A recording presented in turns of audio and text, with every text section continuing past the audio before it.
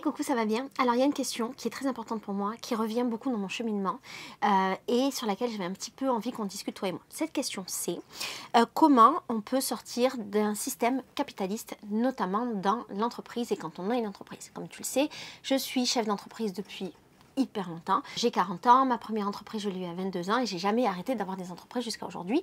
Et où j'en suis aujourd'hui? Aujourd'hui j'ai une maison d'hôtes, une agence de tourisme, j'ai ma chaîne YouTube, j'organise des voyages pour les femmes, une boutique en ligne, un Airbnb et plein d'autres projets entrepreneuriaux divers et variés. Et alors dans tout ce que je fais, il y a des gens qui travaillent avec moi, je ne suis pas toute seule.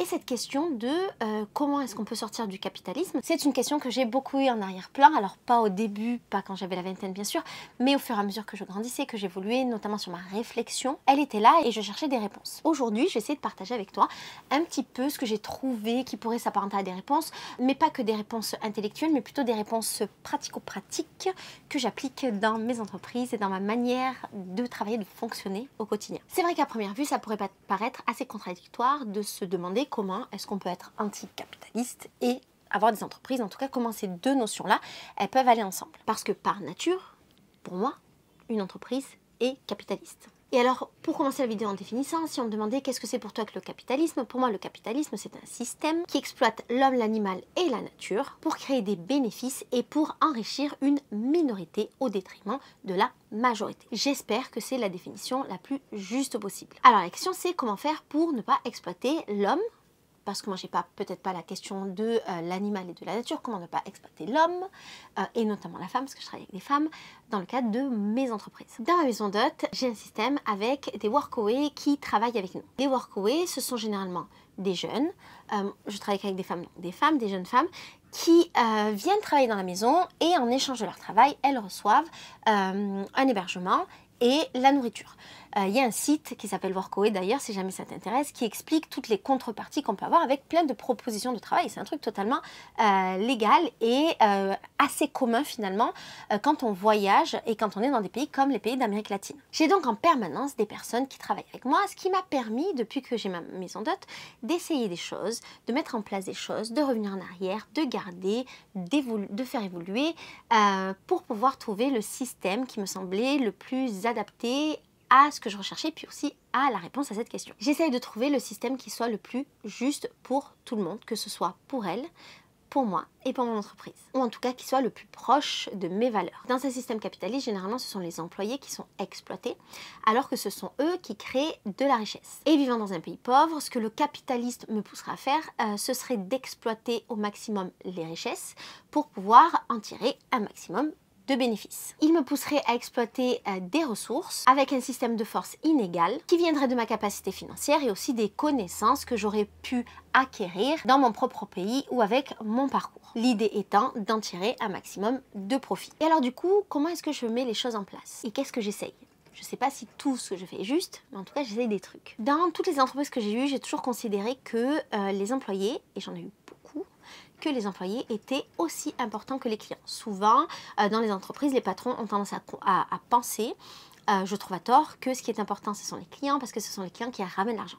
Mais moi, je crois sincèrement que qui produit la richesse, c'est notamment les employés. Et donc, qu'une entreprise sans employés ne peut pas fonctionner, au même titre qu'une entreprise sans client ne peut pas fonctionner. Donc, je les mets assez au même niveau. J'essaye d'avoir les relations les plus horizontales possibles. Alors, bien sûr, on a besoin quand même qu'il y ait quelque chose de vertical, c'est-à-dire une personne qui organise, qui met en place, une personne qui effectivement commande, une personne qui gère une entreprise, ce serait plutôt ça le mot, qui gère.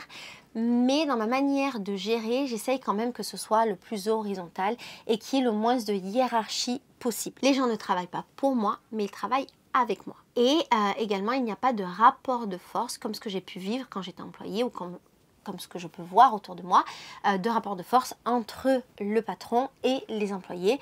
J'essaye qu'on soit relativement au même niveau, même si je n'oublie pas quelle est ma place, mais ça ne doit pas être quelque chose qui crée une distance entre les personnes avec qui je travaille et moi, et qui crée un rapport de force qui ne serait pas juste. Au rapport de force, je préfère plutôt un respect, et j'ai la sensation que quand on a le respect des gens avec lesquels on travaille, on n'a pas besoin justement de ces rapports de force. Il y a une certaine reconnaissance qui fait qu'il y a moins de peur et moins de besoin à l'autorité. Moi, je considère que le temps des autres ne m'appartient pas et ça, c'est quelque chose de très important.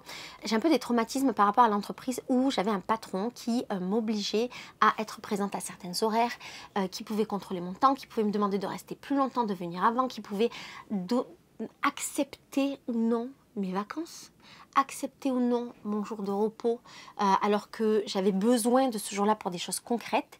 J'ai été un peu traumatisée par ça et c'est quelque chose que je ne veux pas reproduire dans mes entreprises. Et donc, je pars du principe que le temps des gens ne m'appartient pas.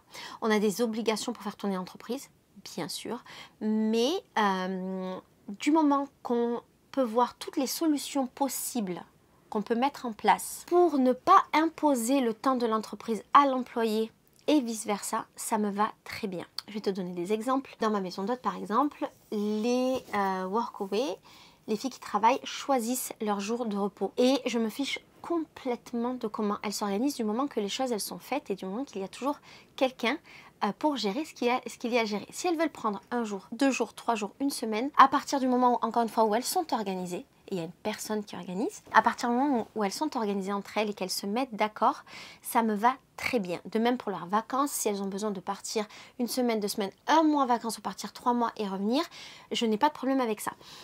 Tout ce dont j'ai besoin, c'est que les choses, elles tournent, qu'elles fonctionnent, mais je crois qu'il est important de respecter le temps des gens. On a un temps de vie qui est limité. Je n'arriverai pas, moi en tant qu'humain, à dire non à un autre humain sur ce qu'il veut faire de son temps. On a des obligations mutuelles qu'on va respecter parce que justement on a un respect mutuel, une reconnaissance mutuelle. En dehors de ça, et une fois que chacun respecte ses engagements, tout le reste, j'estime que chacun doit avoir beaucoup de liberté. Qui je suis pour dire à quelqu'un qui ne peut pas partir en vacances? J'ai souvent des filles qui réservent chez moi pour faire mes voyages organisés et qui annulent parce qu'elles me disent mon patron m'a pas accepté mes vacances. Je trouve ça complètement dingue qu'on ait un projet, et là c'est de partir au Brésil mais ça peut être plein d'autres choses, qu'on ait un projet qui nous tienne à cœur, qu'on travaille pour ça. Quand on travaille, on utilise notre temps de vie pour gagner de l'argent. Et cet argent, on va l'utiliser pour faire des choses. Donc quand on achète quelque chose, on achète avec du temps de vie. Donc imagine si je veux utiliser mon temps de vie pour lequel j'ai travaillé dur et que la personne pour laquelle j'ai travaillé a un droit de regard sur quand est-ce que je peux utiliser mon temps de vie. Je trouve ça complètement dingue, inconcevable. Et je ne pense pas que je pourrais de nouveau être dans un système comme ça. Et c'est pour ça que dans ma maison d'hôte, les filles qui travaillent avec moi, je ne leur impose pas ce système. Il y a des obligations, ok, on se met d'accord juste sur une base. Et le reste, ce qui est important aussi pour moi, c'est d'avoir une grande liberté de parole. J'ai aussi des traumatismes, d'avoir eu peur de parler à mon patron ou à ma patronne, d'avoir eu la boule au ventre, d'avoir déjà pleuré. J'ai déjà été victime de harcèlement au travail quand j'étais jeune et je n'aurais jamais voulu reproduire ça, qui pour moi découle aussi de ce système capitaliste avec ces rapports de force qu'il y a dans les entreprises. Et du coup, j'ai essayé de créer un environnement sain dans lequel chacune se sente libre d'exprimer les choses. On peut discuter de tout sans qu'il y ait de reproches, de culpabilisation, de boule au ventre ou de peur. Je vais te donner un exemple. Il y a une petite dans ma maison qui s'appelle Mona, qui est merveilleuse, et ma Mona d'amour, elle travaillait chez moi, elle travaillait aussi dans un bar. Et à un moment donné, elle a voulu arrêter de travailler chez moi et dans le bar parce qu'elle avait d'autres aspirations, ce à quoi je la poussais énormément. Même si ça me mettait dans la merde, mais je la poussais parce que c'était mieux pour elle effectivement. Bref, quand il a été question d'aller parler à sa patronne du bar, elle se sentait super mal, elle avait la boule au ventre, elle était hyper stressée. Et si je dis pas de bêtises, et Shana la monteuse corrigera si je dis des bêtises, elle a écrit une lettre à sa patronne parce qu'elle avait du mal à lui dire les choses directement. En revanche, et j'étais hyper fière de ça, quand il a fallu qu'elle me dise à moi qu'elle arrêtait de travailler, elle est venue dans ma maison. On s'est assises toutes les deux, une par terre devant le canapé, l'autre par terre de l'autre côté. Et on a discuté pendant super longtemps. Et je lui ai conseillé effectivement de me quitter parce qu'elle avait d'autres choses meilleures à faire, tout en lui rappelant que si jamais ça ne marchait pas et que si jamais elle changeait d'avis, sa place était toujours là et qu'elle serait toujours la bienvenue. Et je ne pense pas qu'elle ait été stressée de cette situation, je pense qu'elle a été rassurée. Et au final, 2 jours après, elle a changé d'avis. Elle a quitté son autre travail et elle est restée dans la maison. Et c'était complètement ok. Parce que, j'espère, elle était dans un environnement suffisamment bienveillant. Shana, la monteuse, Shana, tu me diras si je me suis trompée, Shana, la monteuse, avait un peu peur de me dire qu'elle voulait rester un peu plus longtemps que prévu en France. Elle est partie... Shana est partie 2 mois, je sais plus, pour moi c'est parti il y a une éternité. Elle est partie 2 mois, elle devait revenir là maintenant. Et finalement, elle a décidé de rester plus longtemps pour plein de raisons. En France, il fait beau, il y a son amoureuse qui est absolument merveilleuse, je serais restée aussi. Sa famille, tout ça, bref. Et j'ai été très contente de voir qu'elle n'a pas, je crois, eu peur de me le dire, que ça a été très fluide et que quand elle me l'a dit, effectivement, je lui ai dit que c'était le meilleur des choix qu'elle pouvait faire et que dans tous les cas, on allait s'organiser pour qu'elle puisse travailler à distance et qu'il n'y avait aucun problème. Je suis très heureuse de pouvoir avoir ce rapport avec les gens avec lesquels je travaille et qu'il n'y ait jamais ce rapport de force, d'autorité, ce rapport d'imposer quelque chose à l'autre, de pouvoir psychologiquement l'atteindre en lui faisant du mal, même si faire du mal c'est un grand mot, mais oui, on peut nous faire du mal, mais ne pas l'atteindre et ne pas le mettre en inconfort. Il y a un truc que j'ai beaucoup aussi aux filles qui arrivent chez moi. Je leur dis, dès qu'elles commencent à travailler, je leur dis, ne vous tuez pas à la tâche pour moi. Vous n'êtes pas venus à Rio pour écurer des chiottes, pour faire le ménage. Elles font pas que ça, elles font plein de trucs cool. Vous êtes venus ici pour profiter de la vie. Et en plus de ça, travailler. Mais en premier pour profiter de la vie. Pourquoi je dis ça? Parce que normalement, elles sont censées travailler, les filles qui travaillent avec moi, 4 heures par jour. En réalité, si elles travaillent 1 heure par jour, c'est le bout du monde. Et c'est très bien parce que c'est ce que je veux. Je veux que ce soit comme, tu vois, les éboueurs à Marseille, fini parti. Je veux qu'elles soient capables de faire leur travail en un temps minimum pour profiter de leur vie en un temps maximum. Ça ne veut pas dire de bâcler, ça ne veut pas dire de ne pas faire. Je suis hyper exigeante et Shana pourra le confirmer, je suis très exigeante. Mais à partir du moment où les choses sont faites, que tu les fasses en 1 heure ou que tu les fasses en 6 heures, c'est exactement la même chose et moi je préfère que tu profites de ta vie.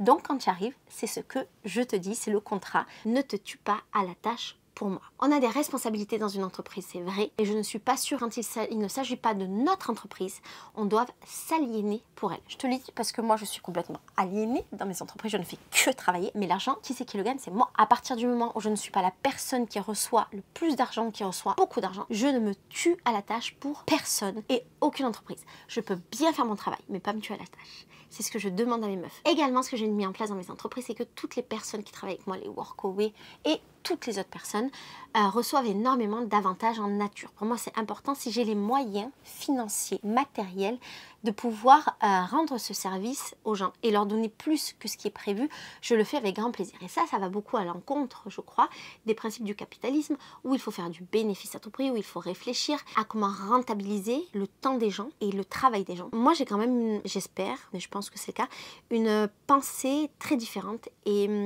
je veux remercier beaucoup, souvent, les personnes avec lesquelles je travaille de m'offrir de leur temps, de leur énergie, de m'offrir leur confiance et aussi de m'offrir un travail de qualité. Parce qu'encore une fois, je suis une personne exigeante. Quand je paye les gens, je les paye le prix juste ou je les paye au-dessus du prix. Je pense par exemple à la dame qui travaille chez moi, qui s'appelle Rosa. Rosa, elle nous aide pour le ménage dans la maison d'hôte parce qu'on n'y arrive pas seul. Et alors Rosa, quand elle est arrivée chez moi, elle m'a donné son tarif du ménage. J'ai multiplié son tarif par 2 et je lui ai dit voilà, ce tarif-là, il est cool, mais je pense qu'il est très bas. Je vais te donner le double pour que tu te sentes à l'aise quand tu viens de travailler et que tu n'aies pas besoin de courir après 1000 boulots pour pouvoir t'en sortir. Je lui donne pas non plus un salaire mirobolant, mais je lui donne le double de ce qu'elle gagnerait normalement ici. Et globalement avec les gens ici, comme j'ai les moyens de le faire, c'est quelque chose que je fais facilement. Alors oui, c'est plus facile pour moi parce que je gagne en euros, je paye les gens en réel, donc j'ai cette marge qui me permet de le faire. Mais si j'avais une logique capitaliste ici au Brésil, je pourrais me dire que j'ai cet avantage justement financier, matériel, humain. En étant une étrangère au Brésil, en gagnant mon argent en euros pour la plupart et en payant les gens en réal, je pourrais me dire que je vais multiplier mes bénéfices, mais toujours dans cette recherche d'une entreprise éthique et de comment sortir d'une logique capitaliste, j'essaye de ne pas le faire. Je gagne très bien ma vie et je veux que les gens qui travaillent avec moi gagnent très bien la leur. Je ne cherche pas à m'enrichir sur la force de travail des gens, mais avec la force de travail et qu'on s'enrichisse ensemble. Si je gagne plus, tu gagnes plus et ça c'est une règle d'or pour moi. Chez moi il n'y a pas de lien de subordination. Il y a des liens d'amour, il y a des liens d'amitié, il y a des liens de confiance, il y a des liens de famille comme avec mon frère ici présent ou avec les filles qui sont devenues mes filles à toute la vie. Mais les liens de subordination ce n'est pas quelque chose qui me parle, peut-être par rapport au traumatisme que j'ai pu avoir dans les différentes entreprises où j'ai travaillé et surtout parce que ce n'est pas un système dans lequel je m'épanouis dans les relations que j'ai avec les gens. Et en plus de ça, comme je suis une meuf super féministe, j'essaie d'avoir un système qui n'exploite pas les femmes mais plutôt qui crée des espaces pour que les femmes puissent s'épanouir. Alors bien sûr, elles doivent travailler mais on peut travailler sans être exploité et j'ai envie que dans cet espace, on puisse ensemble évoluer et s'entraider dans un esprit de sororité. Et alors maintenant, la question, après ces exemples de choses que je mets en place au quotidien dans ma vie, est-ce que ça fonctionne? Alors j'expérimente cette manière de travailler depuis des années dans mes différentes entreprises. J'ai testé beaucoup de choses, mais là où j'ai eu l'opportunité de plus mettre en place des choses, c'est dans ma maison d'hôte, et c'est pour ça que dans la première partie de la vidéo, je t'ai donné des exemples qui avaient plutôt un lien avec cette entreprise-là. J'ai la sensation que ça fonctionne. J'ai eu énormément de meufs qui sont passées dans la maison, beaucoup de workaway, beaucoup de filles. Incroyable. Et assez rarement, ça s'est pas bien passé. J'ai eu un cas d'une fille qui n'a pas aimé travailler avec moi, on en a parlé, et je l'ai virée, mais en vrai, elle est partie et je l'ai virée en même temps, donc c'était très bien.